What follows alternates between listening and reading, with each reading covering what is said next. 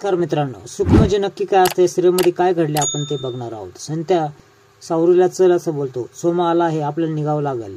त्याच वेळेस सावरी बोलते की कडं सापडल्याशिवाय आपण कसं काय जायचं. त्याच वेळेस संत्याला तू जा, मी इथं कडं शोधते असं ती बोलते. हे खूप कठीण आहे, रिस्क घेऊ नकोस असं तो तिला बोलतो. त्याच वेळेस ती जायला निघते. त्याच वेळेस सोप्याच्या खाली तिला कडं सापडतो. ती कडं घेणार, त्याच वेळेस शालिनीला शुद्ध देऊ लागते. संत्या तिला सावध करतो की बघ, तिला देखील शुद्ध येत आहे, तू चल लवकर. ती कडं घेते आणि निघते. सोमा आतमध्ये चालला म्हणून अधिराज त्याला अडवायला जाणार. तेवढ्यात सावरी आणि संत्या तिकडून अधिराजला आवाज देतात. दोघेही तिथून निघून जातात. आतमध्ये येतो आणि शालिनीला बेशुद्ध अवस्थेत पाहून घाबरतो. काय झालं असं तो तिला उठून विचारतो. ती माणसं इथं कशाला आली होती असं ते विचार करू लागले. त्याच्यावेळेस ती पायामध्ये बघते की पायात कडं नसतं. घाबरते. सुरक्षा बंद हरवलं, चोरी गेलं म्हणून खूप गडबडते. कोपरीची ती उचकापाचक करते आणि तिला त्याच्यामध्ये एक चिठ्ठी दिसते. चौघेजण आणि राजमा आणि विमल कॅमेऱ्यामधून सगळं दृश्य बघत असतात. तिच्या डोळ्यामधली भीती चांगली बघ असं ती राजमाला बोलते. वाचते. त्या चिठ्ठीमध्ये लिहिलेलं असतं, तुझा मृत्यूयोग अटळ आहे. शालिनी खूपच घाबरते. त्रास होऊ लागतो, तिला झटका येऊ लागतो. ती घाईघाईतच गोळ्या खाते. संत्या आणि सावरीचं कौतुक करतात. ज्या काम केलं असं बोलतात. तर शालिनी असताना सोमा तिला आवाज देतो, पण ती खूप गडबडते, घाबरते. इथंच थांब असं ती बोलते. मी कुठं जाणार नाही असं सोमा बोलल्यानंतर सोमा पुढे बोलतो की तुम्ही असं 2-2 मिनिटाला घाबरू नका, त्याला भीती काढून टाका. त्या डबा घेऊन येतात. शालिनीला ते घाबरवण्याचं काम उत्तम पद्धतीने करतात. डबा तिखट नाही असं तात्या बोलतात. जसं आबाळ कोसळलं आहे पाहुणीच्या मृत्यूने, तसंच तुमच्यावर देखील कोसळलं आहेस ना. मृत्यूचं काही सांगता येत नाही, मृत्यू अटळ असतो, कधी काय होईल काही सांगता येत नाही असं तात्या बोलतात. तेवढ्यात शालिनी देखील अजूनच घाबरते. खूप विचित्र असतं, ते वय बघत नाही, काळ बघत नाही असं शालिनीला बोलल्यानंतर पुढे ते बोलू लागतात. काय वय होतं का मरायचं, हेच तुम्ही बघा, किती कमी वयात ती मेली. आणि एवढंच काय, आमच्या घरासमोर पोराचं लग्न होतं आणि उद्या पोराचं लग्न आणि आजच झोपेमध्येच मेला. चांगला धडधाकट होता तो आणि छत्र त्याच्या अंगावर कोसळलं. तर मॅडम तुमचं छत्र व्यवस्थित आहे ना, म्हणजे बांधकाम तर जुनं आहे पण भक्कम तर आहे ना असं म्हणल्यानंतर ते अजूनच घाबरती. तेवढाच सोमा येतो. सोमाला ते विचारतात, छत गळत होतं का पावसाळ्यामध्ये. नाही, आणि काय झालं त्याचं असं विचारतो. पडायचं अंगावरती, जीव द्यायचा एखाद्याचा उगाचच असं म्हणून विचारलं. त्यानंतर तात्या निघून जातात. शालिनी त्याला सांगू लागते की तो मरणाबद्दल बोलत होता. एक काम कर म्हणे, बेडवर झोपणार नाही, माझा बेड बाहेर मांड. मग बोलतो, बाहेर तर खूप थंडी आहे मॅडम. त्यानंतर शालिनी बोलते, तुला सांगितलं तेवढं काम कर, बेड माझा बाहेर घे. आजूबाजूला कोणतंच बांधकाम नको आहे मला, तू लवकर बेड बाहेर घे असं सोमाला सांगते.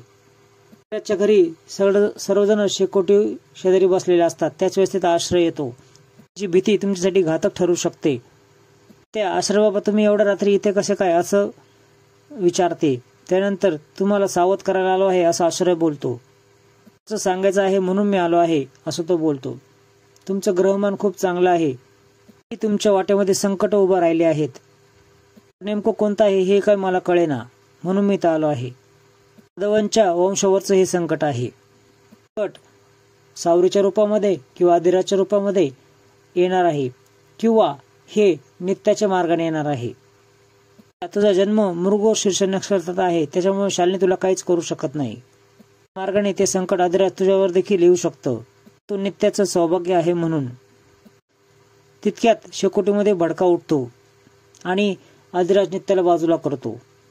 पुढचं प्रत्येक पाऊल तुम्ही सावधानगीने पुढे टाकायचं आहे. शालिनीची भीती जेवढी प्रमाणात वाढेल त्याच्या कित्येक प्रमाणात तिची कृती वाढेल. इकडे शालिनी रेस्ट हाऊसच्या बाहेर भीतीने झोपलेली असते. तिच्या शेजारी शेकोटी करून सोमा बसलेला असतो. तिला वेगवेगळ्या प्राण्यांचे आवाज ऐकू लागतात. ती डचकून उठते आणि सोमाला विचारते, तुला प्राण्यांचा आवाज आला का. बोलतो की तुम्हाला आता थंडी वाजणार नाही, मी शेकोटी पेटवली आहे. ते विचारते, तुला प्राण्यांचे आवाज येत नाही का, भास होत आहेत का. नित्याचे बोलणे आठवतात. आजचा दिवस चांगला आहे, पाऊल तुझ्या मरणाच्या दिशेने तू जात आहे. घाईघाईत पायाकडे बघते, पण पायामध्ये सुरक्षा बंधन असतं. त्याचा देखील आवाज येत नाही का. त्यावेळेस सोमा नाही बोलतो. तिच्याकडची बंदूक सोमाला देते आणि तू झोपू नको, इथंच पाळत घाल असं बोलते. सकाळी उठल्यावर आपल्याला आश्रयाकडे जायचं आहे असं बोलते. तशी विमल आणि तात्या देवीची पूजा करतात. विमल तात्याला फुलं देते. तिची आठवण दोघांनाही येते. सांगितलेलं वाक्य त्यांना त्रास देत असतात. काय होणार आपल्या वंशाचं हे काही कळत नाही. कस काय संरक्षण करायचं. वेळोवेळी क्षणक्षणी आपल्या पुढे कुणाची तरी मृत्यूची बातमीच येत आहे. नको नको ते विचारतात. ती शालिनी खूप विचित्र आहे असं विमल बोलते. देवी आपल्यावर कुठलंही संकट येऊ देणार नाही असं तात्या बोलतात. ध्यानस्थ बसलेला असल्यावर शालिनी तेथे येते. येणार हे विधिलिखित होतं असं आश्रय बोलतो. आली की तुझी गुरमी उतरते हो ना असं तो विचारतो. चूक झाली हे मान्य करते. परत परत तू त्या चुका करतेस आणि त्या चुका मी माफ करतो, पण ह्यावेळेस असं होणार नाही. तो तिला हाकलून देतो पण ती जात नाही. पुन्हा माफ कर असं बोलते. तू माझी नाही तर ग्रहांची माफी माग असं तो बोलतो आणि एका दिव्याला 100 वेळा नमस्कार घाल असं बोलतो. शालिनी काय असं बोलते आणि नमस्कार घालायला लागते. इकडे नित्या रूम मध्ये बसलेली असते. दुसऱ्याचे शब्द वारंवार आठवत असतात. आधी रस्त्यात येतो. शालिनीच्या मनामध्ये भीती घालता घालता आपल्या घरामध्ये ती कशी आली हे काहीच कळेना. एवढ्यात मी इथं असताना तुम्ही एवढी काळजी कशाला करताय असं आदिराज बोलतो. अस्वस्थ वाटतंय, अंगातली ताकद गेल्यासारखं असं वाटतंय असं नित्या बोलते.